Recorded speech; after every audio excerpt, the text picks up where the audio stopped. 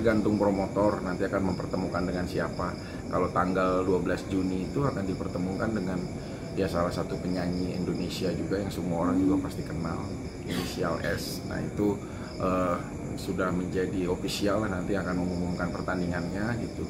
Terus belakangan ini aku juga dengar kayak ya Mas Farhat gitu loh berkomentar tentang tinju itu settingan atau enggak gitu, atau hal-hal yang lain. Nah, maksud aku untuk membuktikan suatu hal ini settingan atau tidak ya harus ada di atas ring. Nggak tahu itu promotor lah. Kalau aku kan nggak punya hak sebagai atletnya, sebagai pemainnya, sebagai petinjunya, yang ngatur semua adalah promotor yang menyelenggarakan. Kalau menurut aku yang lebih berhak menjawab itu yang menyelenggarakan ya, karena kan kita juga sebagai petinju hanya tahu di atas ring, tapi seenggaknya pasti sudah melalui proses kesepakatan tertentu dan hal lain. Kan ini juga exhibition ya, bukan tinju sedemikian yang harus jelas dan ketat gitu ya, semua udah melalui proses kesepakatan lah.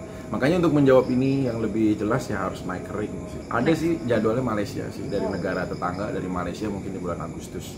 Itu sih promotor aja, aku tinggal ngikutin bagaimana promotor memberikan jadwal. Ya kalau menurut aku ya harus ya berkonsultasi dengan hal yang tepat gitu. Kalau kita kan juga kan saya bilang kita kapasitasnya sebagai petinju gitu. Kalau mau hal yang seperti itu ya harus konfirmasi ke penyelenggara. Terus terlepas dari itu juga kan ini sudah ada kesepakatan. Aku pikir ini bukan suatu hal yang ya jadi ilegal, karena kan ada komisi tinju di situ, ada hal yang lain gitu, ada olahraganya gitu. Ya pasti udah suatu hal yang menarik ya gitu. Terus udah ada rangkaian pertandingan juga dari mulai Juni, Juli, Agustus, malah 3 bulan ini per setiap 1 bulan itu ada pertandingan.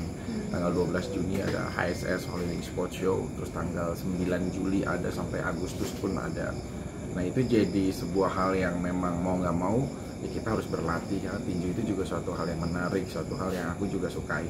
Emang aku dari kecil emang seneng bertarung kan, seneng berantem. Aku udah cerita juga bahwa dari kecil tuh kalau setiap jam istirahat aku tuh selalu bertarung gitu. Ada beberapa momen aku tuh pasti kayak bertarung sama teman, terus ditonton sama teman-teman lain gitu. Jadi kebudayaan itulah yang ngidentitasin menjadi seorang si gladiator itu yang senang bertarung di mana-mana gitu. Pastinya jadi suatu hal olahraga juga yang kita suka, yang kita ini ternyata di atas ring itu adalah suatu hal yang oke juga gitu loh. Olahraga yang menurut aku butuh mental, nyali, adrenalin dan lain-lain. Ya pasti pagi udah mulai lari, terus kalau Ramadan kita tuker malam, mungkin kita akan ada banyak gerak gitu sebelum kita imsak atau apa gitu. Jadi udah mulai diinin sih, bahkan habis lebaran tuh jadwal latihan tinju tuh seminggu 3 kali gitu, setiap ya hari-hari weekday sama hari weekend. Jadi bener-bener digelutin banget, 1 kali latihan tuh bisa 2-3 jam, dan itu dilakukan seminggu 3 kali dan udah ada timeline jadwal semua. Berarti sebegitu seriusnya. Lagi konsultasi juga ke yang gizi supaya juga makannya teratur, beratnya ringan, terus indoornya juga bagus, ketahanan fisik di atas ring. Kan 3 menit dalam 1 ronde itu bukan hal yang mudah buat kita bisa bertahan di ring gitu. Apalagi dengan usia kita mau 40 ini. Awalnya saya melakukan ini semua karena sportivitas olahraga. Saya suka olahraga, mungkin dia juga suka olahraga kan. Dia juga sempat nantang Aldi Taher kemarin, papanya anaknya Galina. Cuma makin kesini dia kemarin saya sempat lihat di salah satu channel YouTube, dia menyinggung Galina. Bisa dibilang melecehkan lah, dia bilang saudara persusuan dengan salah satu mantan Galina apalah itu. Mungkin bagi dia bercandaan ya, tapi di sini kan bercandain orang nggak kayak gitu loh, teman, nggak etis, nggak ada attitude kayak gitu kan. Jadi di sini melihat kilas balik dari permasalahan ini semua dari awal, dia menebar fitnah sana sini, perselingkuhan, dibilangnya saya komunikasi sama kalian dari bulan Desember, itu kan semua nggak bener kan. Saya kan komunikasi sama Kalina setelah mereka cerai kan. Itu juga waktu Kalina mau ke psikolog baru saya ngobrol kan. Dengan keadaan kayak gini semua ya udah, ini kita harus selesaikan di atas ring tinju kayak gitu sih. Tapi secara sportivitas ya. Nah, mudah-mudahan di sini, dan kemarin juga sempat ada yang bilang mau promotorin ya kan. Mudah-mudahan ada promotor yang mau promotorin lah kayak gitu sih. Tapi kalau misalnya nggak diindahin, tetap nggak diindahin sama Vicky? Ya berarti dia pengecut, udah ketahuan di sini. Kalau misalkan satu Indonesia juga sebagai saksi di sini, kalau saya tantang Vicky Prasetyo mulai sekarang, dia nggak mau mengindahkan dan mengabulkan tantangan saya, dia nggak mau menerima tantangan saya, ya dia pengecut, dia bukan laki-laki.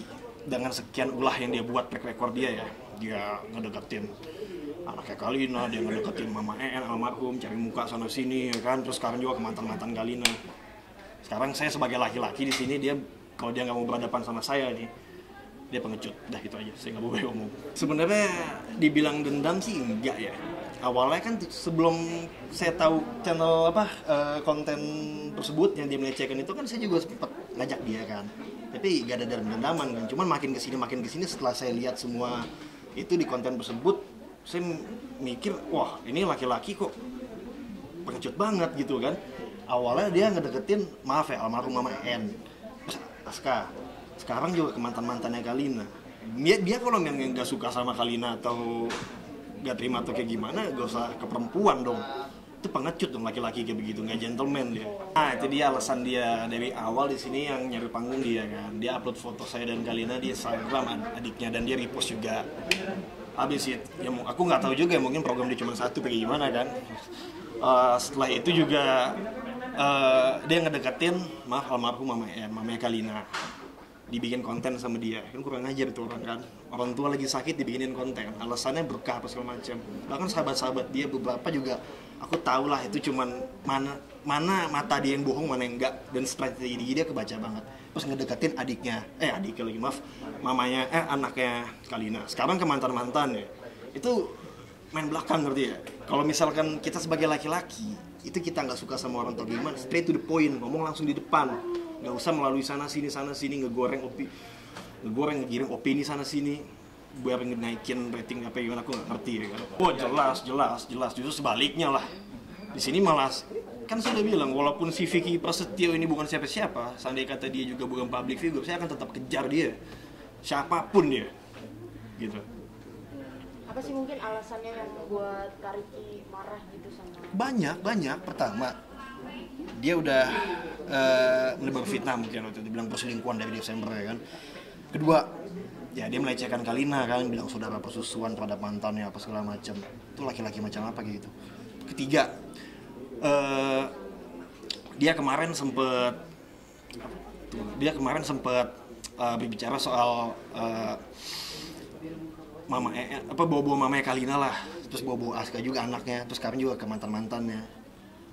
Maksudnya ini orang bilang udah tutup buku di depan, tapi di belakang dia tetap sana sini. Justru dia nyari panggung tapi secara halus.